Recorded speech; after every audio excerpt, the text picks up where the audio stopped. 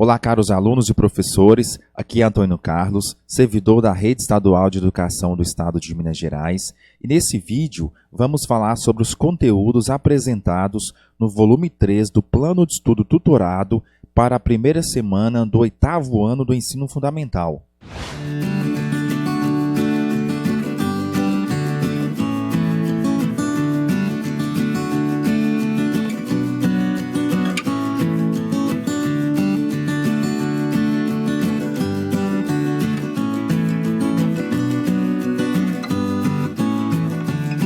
Pessoal, se inscreva no canal, ative o sininho da notificação, deixe sua curtida e também seu comentário com a sua dúvida, caso a tenha. Isso ajuda muito no crescimento do canal e me dá motivação para continuar criando mais conteúdos para vocês. Para esta primeira semana, a unidade temática a ser estudada, conexões e escalas. O objeto de conhecimento, corporações e organismos internacionais e do Brasil, na ordem econômica mundial. Dentre as habilidades que nós professores esperamos que vocês alunos venham a concretizar com esta aula, está analisar a situação do Brasil e de outros países da América Latina e da África, assim como da potência estadunidense na ordem mundial do pós-guerra, nova ordem mundial globalizada. Os conteúdos relacionados a esta aula: globalização, nova ordem mundial, o meio técnico científico informacional e os continentes americano e africano, identidades, interculturalidades regionais, Estados Unidos, América Espanhola, Portuguesa e África, leitura, interpretação e elaboração de representações cartográficas, mapas, anamorfoses, croquis, entre outros. E só lembrando que nós temos também algumas habilidades interdisciplinares com outros componentes curriculares. Nesse caso, com arte, que nós vamos ter a habilidade de identificar e manipular diferentes tecnologias e recursos digitais para acessar, apreciar, produzir, registrar e compartilhar práticas e repertórios artísticos de modo reflexivo, ético e responsável. Com o conteúdo de história, nós vamos ter duas habilidades: aplicar os conceitos de Estado, nação, território, governo e país para o entendimento de conflitos e tensões, bem como a outra habilidade, conhecer as características e os principais pensadores do pan-americanismo.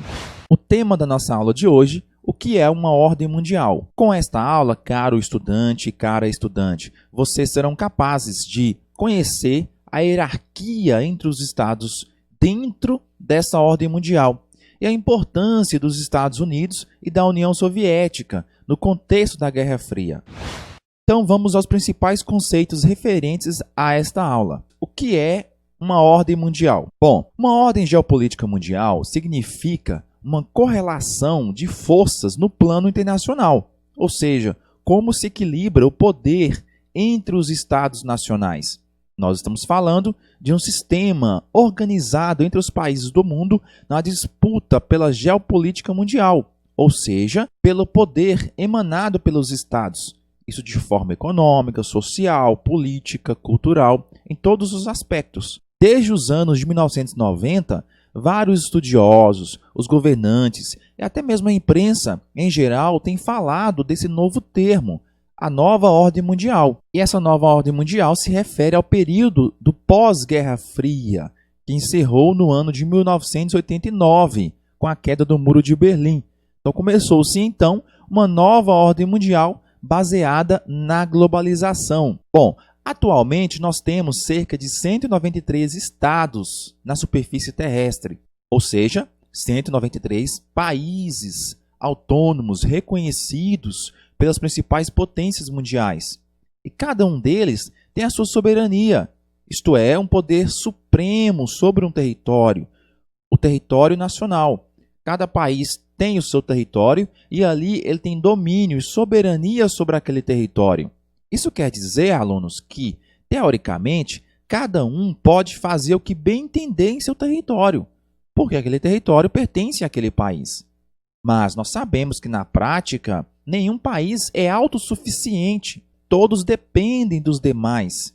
E muitos atos praticados por um país, por um estado, podem chocar ou agredir direta ou indiretamente outras nações. Ou seja, por um lado nós temos uma independência, uma soberania dos países, porém, por outro, nós temos na prática algumas atitudes e ações de alguns países que podem interferir em outros países, na área econômica, na área política, por exemplo. Outros exemplos são explosões de bombas nucleares, grandes queimadas florestais ou fábricas poluidoras, que poluem não apenas o seu território, mas também os países vizinhos. Os testes com bombas nucleares, por exemplo, podem interferir na vida da população de outros países, assim como também fábricas poluidoras e florestas, que poluem o território daquele país onde está aquela fábrica ou aquela floresta sendo queimada, mas que os poluentes vão ser direcionados pelo vento para outros países vizinhos. Além disso, os estados são completamente diferentes uns dos outros. Alguns têm uma grande população, enquanto outros têm uma população minúscula. Alguns possuem grandes territórios, enquanto outros apresentam territórios pequenos, muitas das vezes quase sem nenhum recurso natural naquele país. Enfim, os países possuem diferenças de formação, de criação, de cultura, de estrutura física, política e econômica. Alguns estados, por exemplo, têm economia e um poderio militar mais forte, enquanto que outros países já têm economias frágeis. São países pobres, subdesenvolvidos. Isso significa dizer que tem uma hierarquia entre os estados. Tem alguns estados muito poderosos, as chamadas grandes potências mundiais, que estão superiores a outros países, que não são potências econômicas mundiais. E nessa hierarquia, o alinhamento dos estados com os mais frágeis e os mais fortes constitui essa chamada ordem mundial. É essa hierarquia que vai ser a base para que a gente possa entender o que é a ordem mundial e essa nova ordem mundial, bem como a antiga ordem mundial também. Enfim, uma ordem mundial sempre ela é dinâmica, pois mesmo que dure um século ou mais, com o passar do tempo vão ocorrer mudanças que podem transformar toda a configuração do poder internacional. Portanto, uma ordem mundial ela é sempre provisória. Alguns países que são grandes potências no mercado internacional, no futuro pode não ser aquele país, mas outros países que podem ascender, subir no cenário econômico, de poderio militar, e com isso, então, subir de hierarquia. E outros podem descer de hierarquia. Portanto, nós temos uma ordem geopolítica mundial bem provisória, bem estável, de configuração do poder em termos internacionais, no nível das relações econômicas, diplomáticas e militares, bastante irregular. Normalmente, se define uma ordem mundial pela presença de uma ou mais grandes potências mundiais.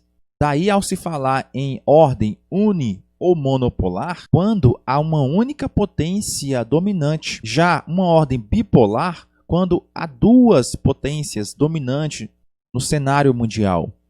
Quando a gente fala de ordem multipolar, aí já são várias potências que detêm o poderio mundial. No início do século XX, antes das duas grandes guerras, havia uma ordem mundial chamada multipolar.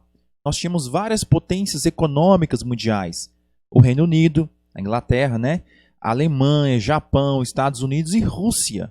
Eram os países que dominavam o mundo antes do século XX, antes das duas guerras mundiais. Esses estados disputavam a hegemonia internacional, porém com certo equilíbrio. Já a partir de 1945, após o fim da Segunda Guerra Mundial, essa ordem mundial multipolar desmoronou completamente. Os impérios coloniais das potências europeias, pouco a pouco foram se diminuindo, ruindo, e ocorreu a descolonização das nações africanas e asiáticas pelos europeus. E veio surgir, então, uma nova ordem mundial, chamada bipolar, que nós vamos conhecer como o período da Guerra Fria, que atualmente corresponde ao período também da Velha Ordem Mundial. Portanto, o período da Velha Ordem Mundial foi o período da Guerra Fria que dividiu o mundo em duas partes, dois polos de poder. No caso, um lado dominado pelos Estados Unidos e o outro dominado pela União das Repúblicas Socialistas Soviéticas, representando então diretamente a Rússia. Os países europeus, principalmente a Alemanha, França e Reino Unido, sofreram perdas enormes com a guerra.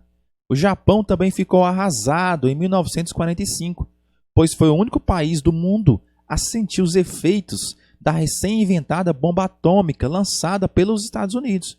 E com o final da Segunda Guerra Mundial, os Estados Unidos e a ex-União Soviética surgiram como duas grandes potências vencedoras desta guerra. A atividade industrial dos Estados Unidos se desenvolveu muito e o dólar passou a ser a moeda mais usada no comércio internacional. Essas duas potências viviam sob os sistemas econômicos e sociais diferentes, completamente opostos. De um lado nós tínhamos o capitalismo e do outro lado o socialismo, que ditaram as relações entre os países e a organização do espaço mundial a partir da segunda metade do século XX. O capitalismo ele é caracterizado pela livre iniciativa, pela propriedade privada, ou seja, os bens que você possui, suas propriedades, são particulares, pertencem a você, porque através da livre iniciativa você tem um trabalho assalariado e você consegue então acumular riquezas.